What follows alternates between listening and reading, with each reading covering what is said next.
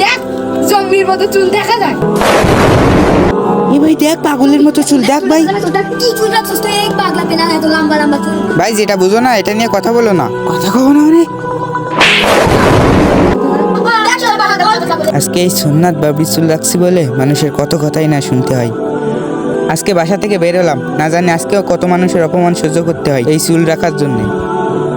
ভাই ওই দেখ।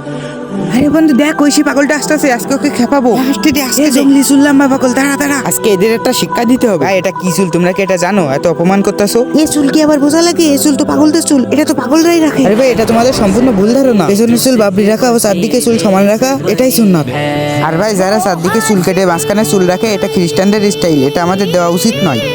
আর যারা রাসূলের সুন্নাহকে অপমান করে তাদেরকে আল্লাহ তাআলা কিয়ামতের দিন কঠিন শাস্তি দিবেন। তো দর্শক, আপনারা কেউ রাসূলের সুন্নাহকে অপমান করবেন না, পারলে রাসূলের সুন্নাহ পালন করার চেষ্টা করবেন।